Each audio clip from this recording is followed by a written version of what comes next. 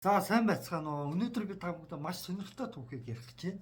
Энэ удаад би ярих гэж байгаа Нинжа Монголоос үүсэлтэй гэдэг тийм түүхийг ярих гэж байна. Тэгээд яг өнөөдрийн байдлаар интернетэд тавигдж байгаа нинжагийн тухай ярьж байгаа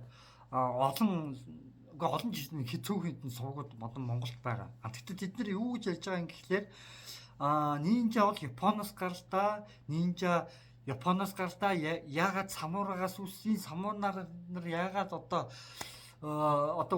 өвхөө амиа хорлох ёстой ялагдсан самуунаар өвөхгүй тулд одоо нинжа болж ирсэн гэдэг юм нэг тийм ярьж байгаа тийм үү. Харин би энэ удаад эсрэгээр шал онд яг Монголоос үүсэлтэй яагаад Монголоос үүсэлтэй гэдэг ийм өөр өнцгөөс цоошин өнцгөөс та бүхний дуулаагүй өнцгөөс ярих гэж байгаамаа. Саас дээр өнөөдөр чинь яг одоогийн байдлаар 2024 оны 11 сарын 21 болж байна. Тэгээ энэ тухай би бичлэгийг би бүр хэдэн 10 жилийн өмнө би Нинжа Монголоос үүсэлтэй гэдгийг өнгөдөө гадарчаад за энэ тухай ер нь бичлэг хийхэд юм болдсон юм билүү гэд ингээ бодож байгаа. За тэгээ яг өнөөдөр ер нь яг бичлэг хийчихье гэж бодлоо. Тэгээ саяхан нэг ганц хоёр хүмүүс бас нэг нинжагийн тухай ярьж байна. Бас нэг хэдэн жилийн өмнө бас нэг ганц хоёр хүмүүс нинжагийн тухай ярьсан байна. Тэгэхдээ дандаа Японоос гаралтай Японы тэр самуунаар гэсэн утгаас нь ирсэн байгаа байхгүй миний ажиллаж байгаа. За тэгээд яагаад би Монголоос гаралтай гэдгийг би одоо хэлнэ. Тэгэхээр саяхан нэг хүүхд залуус нэг тоглоом гарч ирсэн. Ямар тоглоом юм гэхээр энэ Ghost of Tsushima гэдэг ийм тоглоом гарсан байгаа. Би саяхан яг бас нэг юу бэж чадсан. За тэр яг тэгээд Real Ghost of Tsushima гэсэн Tsushima-гийн сүнс гэсэн ийм тоглоом гарсан мэлээ. Тэгээ энэ тоглоомыг бол нэлээд олон одоо манай одоо юу гэдгийг тийм ээ Монголын одоо нэг сайн subscribe-та ч гэдэг юм уу тийм хүмүүс юм гэдэг тоглож олон нийт хүмүүст бас танилцуулж байгаа юм шиг харагдсан. Тэгвэл энэ дээр яг юу түүхэн гэж гарч байгаа байхгүй юу энэ дээр. Тэгтээ sponsoring this video. Тэгэхээр энэ дээрээс би одоо яг юуг харуулах гэж байгаа юм гэхлээр энэ дээр маш сонирхолтой түүх гарч ирнэ энэ түүхэн дээр. Хобилай хааны Монголын цэргүүд их том плот нь энэ жигэн том плот нь. Урт талд нь жижиг плот ногоц. Эхлээд урттаа шатрын хүнүүдээ явуулж байгаа.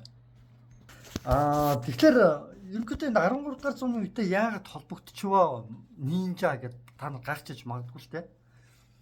За тэгвэл нинжа Монголоос яагаад үүсэлтэй ингэж талаар нинжа Монгол хоёр холбогдсон энэ үе маш чухал үе байхгүй юу? За тэгэхээр ийм ба монголчууд юу хөгжүүлдэг байсан бэ гэхлээр монголчууд ер нь аян дайн хийхдээ цэрэг таахдаг цэрэг зэвсэг технологи бүх юм хөгжүүлсээр ирсэн тийм үү. Ихэнх хүмүүс нөгөө хамгийн анх монголчууд бактериологийн зэвсэг буюу таргуун тахлыг ашиглаж ирсэн гэж ярьдаг тийм үү. Тэгвэл өчөө бас хэд юм дутуу ярьдаг байна шүү дээ хүмүүс. Юу дутуу яриад байгаа гэхэлэр хамгийн анхны магадгүй гранат ашиглаж ирсэн хүмүүс ч гэж магадгүй. Би сайн хэлж байна. Тэгтээ хамгийн анхны нинжаг үүсгэсэн хүмүүс ч магадгүй. Яа би ингэж хэлж байгаа гэхэлэр Чингис хааны үеийнхэн биш та маш олон юм хөгжүүлсэн. За зүгээр л одоо нэг юу хөгжүүлж байгаа штэ. Одоо нэг ингээд цэрэг зэвсэг техник технологиг мэдээж хөгжүүлж байгаа.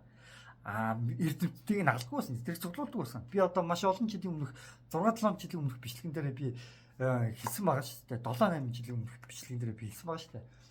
Ингээд шашныг нэгтгээд бүх шашны хүмүүс ингээд хооронд нь дайцуулах шашныг нэвтрүүлдэг байсан гэсэн. Яг тэрнтэй адилхан бүх зохион бүтээгч инженерүүдийг авчираад хооронд нь зэвсэг илгүүлдэг байсан. Тэр дотор гернач юм байдаг гэсэн. Та нар боддоо.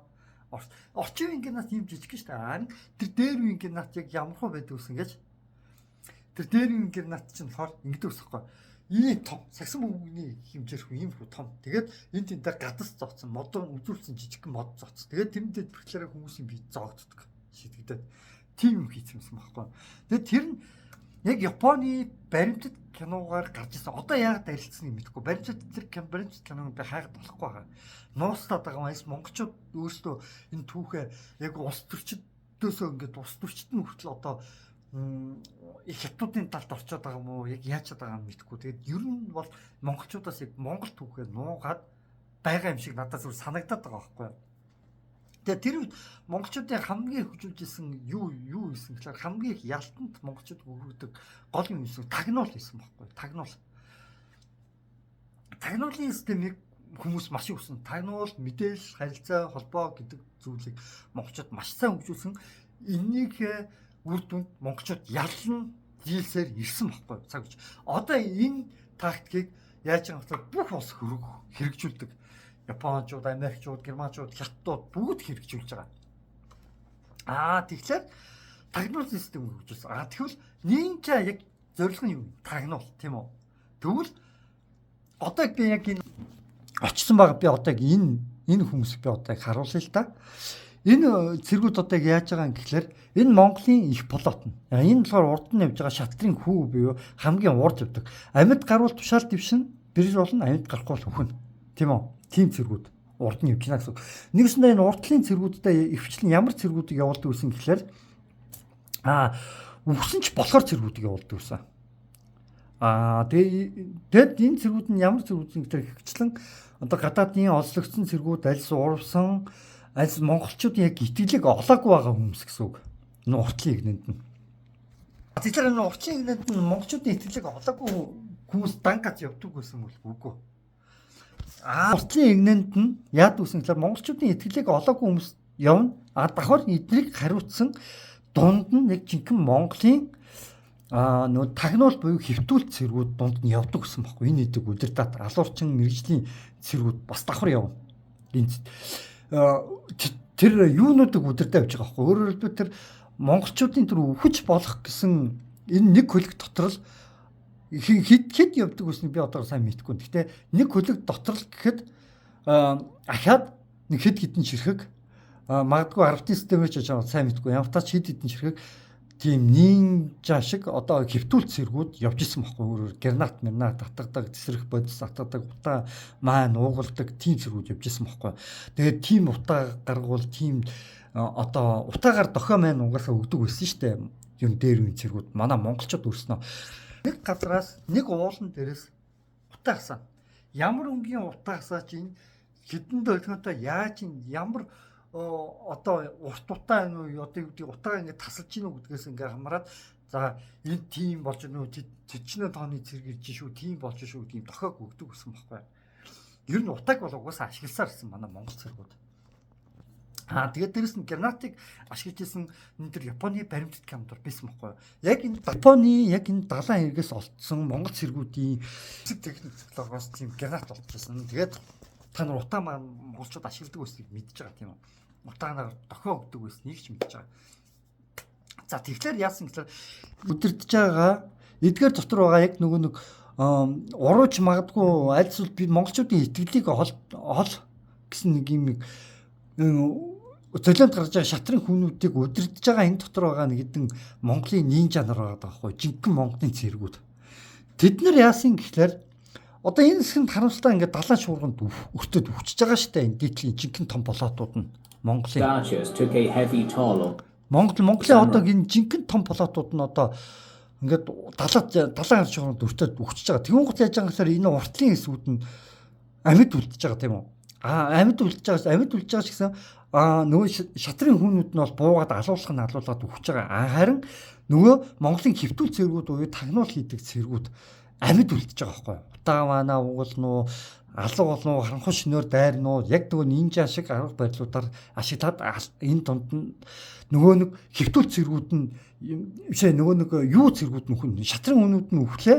Харин нинжа шиг манай гол цэргүүд нь амьд үлдэнэ байхгүй. Нэг өстө бирс шиг гэсэн үг.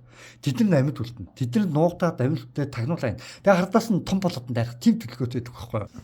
Тэгтэл яасан гэж энэ том болоод нь сүрдсэн тийм үү. Тэгэхээр яг нөгөө хэвтүүл цэргүүд чинь амьд үлдчихэж байгаа. Нөгөө хэвтүүл цэргүүд манай Монголын тагнуул цэргүүд өстө амьд үлдчихэж байгаа. Мэргэжлийн тагнуул гэдэг алуурчин гэдэг тэр цэргүүд амьд үлдчихэж байгаа байхгүй. Монголчуудыг хамгийн их тэр хөгжүүлсэн би түрүүн хэлсэн шүү дээ тийм ээ. Тагнуул холбоо харилцаа ингээрэ монголчууд ялж ирсэн гэсэн. Тэгвэл яг тэр тагнуулын цэргүүд нь үлдчихсэн. Тэгээд тэр тагнуулын цэргүүд чинь юу хийх вэ? Японы газар нутагтаар очсон, хүний газар нутагтаар очсон байгаа хүмүүс яах вэ? Газ чаддаг юм нь алах тагнуул үлдэх. Тэгэхээр яах вэ? Очингуудаа мэдээч хэрэг тагнуул үлдэнэ, аллах үлдэнэ. Тэгвэл Япончууд болохоор ч ингэж яриад байгаа шүү дээ. Одоо энэ нинжагийн тухай ярьж байгаа одоо энэ ихэнх хүмүүс юу гэж надаас өөр хүмүүсээ юу гэж яриад байгаа юм гэхэлэр ингэж яриад байгаа шүү дээ. Японоос галт. Одоо би зүгээр нэг одоо би энэ дээр би чи нинжа гэдэг нэг хайгаад байгаа юм. Нинжа.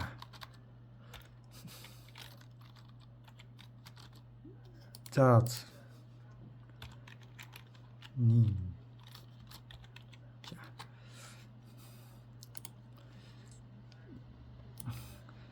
За ингээд нинжа гэдэг одоо дельта айлч гэдэг юм уу те. Ингээд нинжа гэд ингээд гарч иж байгаа. Тэгээ би эднийг би ердөөсөө сайн үзээгүй л л. Тэгээд ер нь бол одоо зарим үзээгүй бичлэгнээс гарч ирж шүү. Гэхдээ ер нь бол яг одоо энэ чинь би одоо энэ түүхийг гэсэн би одоо бороод үзье л да. Үед олон самурай өөрсдийн үүрэг тангаргийг умартан самурай ер нь бол хөвчлэн самурай гэж байгаа. Ан тэр дельта аялал гэнөө бас нэг нинжа гэдэг бас нэг гараад ирж байна. За энэ саяхан хийгдсэн бичлэг байна. За харъя заяа.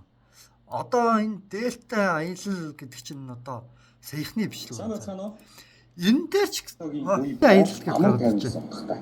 Ингэж хааныхаа ирэн үедээ тодорхойлж. Энэ дээр ч гэсэн одоо энэ Япон нинжагийн тухай ярихдаа дандаа Японы талаас ярьж байгаа заяа. Дандаа Японы нинжа гэж яриад байгаа байхгүй юу? А тэг яг Монголын тэр түүхтийг ярихгүй байна. Тэгэхээр юу гэж байгаа юм өнөөдөр чи 2024 оны 11 сарын 21 болж байгаа юм. За тэг энэ яг тавигдсан бичлэг юм байна. За тэгэхээр эдгээр ярин дээр миний ярьж байгаа юм бол яригдаг байгаа гэж би хэлмээр байна. Тэгээд гол асуудал нь юу болж байгаа юм гэхээр Монгол хүмүүс яг нинжагаар ингээ Монголын тагнуулт буюу хөвтүүл зэрэг очсон юм. Очсонгуудаа тэд амьд үлдэх шаардлага байгаа. Тэгвэл тэд нар газ хийж чаддаг юмд байлдах, тагнуул хийх тийм үү. Тэгүн гот чинь тэд нар яаж байгаа гэхээр мөнгө өгсөн амьдрахын тулд тэд мөнгө хэрэгтэй. Харин тэд мөнгө өгсөн хэнийг ч хамаахгүй алнаа гэд ингээ явах нь тэдэнд амар байгаа байхгүй. Тэгтэл Япончууд тийм самурай нар ч өөрсдөө нэр төртөө тийм үү. Тим удам угсаанах бид нар тим удам их даа ингээд нэг хоорондоо удам би тим юмных ингэж ярьдаг хүмүүс. Тэгээд дээрэс нь ахтуу хаваацаа дотор нэг самурайгийн газар баг байх магадлал өндөртэй тийм үү. Нэг бүлэг болж л ерөнхийдөө хоорондоо тулж байгаа штэ. Тэгтэл манай монголчууд тэр самурай за жишээ нь амиа орлохоо болоод урвсан самурай байлаа. Үгүй урвсан ч гэсэн зүгээр амиа орлохоо болоод ялагдсан самурай нинжа боллоо гэж боддог. Түүнхдээ мөнгө өсөн хэмээх ч хамаахгүй ална гэд өөрийнхөө хамаатан садны үйлчилж байгаа өөрийнхөө ах дүүсийн үйлчилж байгаа эцэг эхийн үйлчилжсэн самурайны удирдгчийг очиад алъя. Тэгээ өөрснийхөө хүмүүсийг хэцүү байдалд оруулъя гэж бодох уу? Миний бодлоор үгүй бах. Тэд тийм бодохгүй бах. Тэд мөнгө хичнээн мөнгө өгөөд ч тэд өөрснийхөө ах дүү эхнэр хүүхдээ хамаатан садны хүмүүсийг алаад хин та нар эвгүй байдалд оруулаад үгүй өөрснийхөө төрөл саданг тэгүн гутаа дайснахыг дэмжиж үгүй гэд тэгээд явахгүй л ах тийм үү. Самурай нар ч өөрснөө нэр төртөө хүмүүс гэдэг ба ш. Тэрөө тийм бол тийхгүй байх. Тэгэхээр монголчуудд бол ямар ч хамаарал хэнийхэн ч ах дүү хамаатан сад найзнууд хамтаа багасаа тоглож өссөн хүн тэр дунд нь байхгүй. Сайн муу хүнийг ч мэдэхгүй. Тэр самурай нар бол мэдэн штэ тодорхой хэмжээд. За тэр хүн сайн шүү, тэр хүн муу шүү гэдгийг мэдэн штэ. Тэр мөнгө өвөн готолд нэг сайн хүнийгээ очиад алчий гэдээ ярихгүй штэ. Тийм үстэй. Тэр монголчуудад бол сайн муу мэдэхгүй тэр хүмүүсээ хин сайн хин муу юу болж байгааг нь мэдэхгүй. Тэгээд тэдэнд байдлыг чахгүй. Тийм болохоор мөнгө өгсөн хэнийг л бол хэнийг л алаа авчихсан болов гэж би одоо бодож байгаа байхгүй. Тэгээд сүүлийн үед яг яаж байгаа юм гэхээр нэг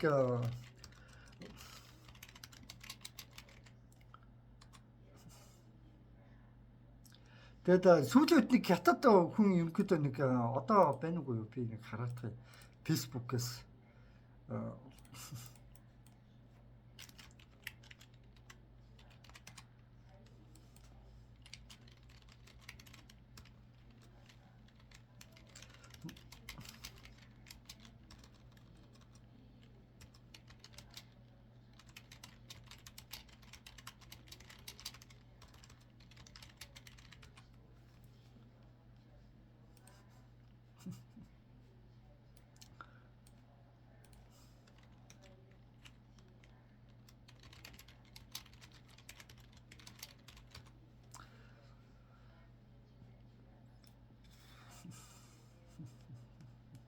Тэгээ саяхан нэг бичлэг интернетээр тавьчихсан шүү дээ. Би одоо хаагаад болтгүй.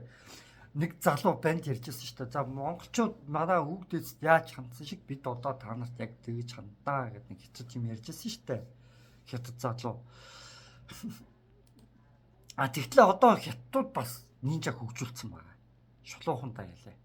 Хятадууд бас нинжа хөгжүүлсэн байгаа. Тэгээ японочууд бас хөгжүүлсэн байгаа. Цаагаараа солонгосчууд бас хөгжүүлж байгаа байх. Хөгжүүлсэн явж иж магадгүй би тэгж бодож байгаа. Тэгээд ерөнхийдөө манай монголчууд өөрснөө одоо яг нөгөө хуучин нинжагаа хөгжүүлж ийн үгүй гэдэг бас эргэлзээтэй болцсон. Тэгээд би юу гэж хэлэх гээд байгаа юм гэхэлэр ерөнхийдөө одоо нэг монголчууд хэрвээ тэр хятад одоо яг тий за яг энэ тухай ярих болчих. За тэгээд энэ удаагийнхаа бичлэгийг яг энэ хүргээд ингээд өндөрлөе. Гэхдээ ер нь бол монголчууд биш те. Ерөнхийдөө яг ингээд нөгөө нэг аянтаа хийх юм хийх явцдаа ер нь бууж өгсөн улс орныг хизээч хятж байгаагүй шүү дээ. Харин ч олигархууд юм уу илт ялагдж байгаа улсыг бол зүгээр одоо юу гэдгийг те. Одоо солонгос бол илт зүгээр ялагдчихсан улс болохоор нэг тоож харьцаж байгаагүй шүү дээ солонгосчуудтай. Одоо юу гэдгийг солонгосчуудыг дээрлэхэл ингээл байсан юм дөөсөө байхгүй одоо тэгээд хятадуудыг хэд удаа эзэлж авсан гинэ устгах боломж байсан гинэ устгаагүй орчихсон тохиолдол байдаг. Тийм үү? Харин ер нь бол одоо юу гэдгийг те манай монголчууд зөвхөн хятадуудаа худалдаа арилжаа хийдэг ч юм уу тэр замыг ингээл хүсэл онгойлгох гол ингээл хүсэжсэн болохоос биш. Түүнээс биш зүгээр артнаа устгаад үгүй талаад үгүй гэх тэгэхгүй штэ. Энийг юудасаа маш сайн ойлгох хэрэгтэй. Тэгээд дээрэс нь дээр үед одоо чин тэр хувлааны үед ч юм уу ер нь монголчууд асар баян байх үедээ бусад гадны улс орнуудаас шаардаж авч исэн мөнгийг яг одоо хятадууд манай Монголын уурхаа тэр юмнуудаас авж байгаатай харьцуулах юм бол юу ч хэдэн 100 мянга баг хуваасны нэг нь баг бийж магадгүй шүү. Яг одоо үед зүгээр харьцуулах юм бол маш бага мөнгийг л хятадуудаас авч исэн. Хятад биднээс одоо авч байгаа юм өөрөөсөө хэдэн 100 мянга дахин баг маш их мөнгө авч байгаа шулуухандаа ажиллагт.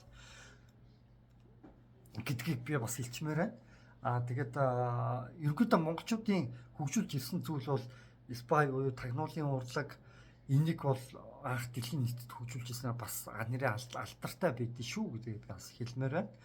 За тэгээд энэ бичлэгээ ингээд энэ хүргээд өндөрлөд юм бол дуусгая. За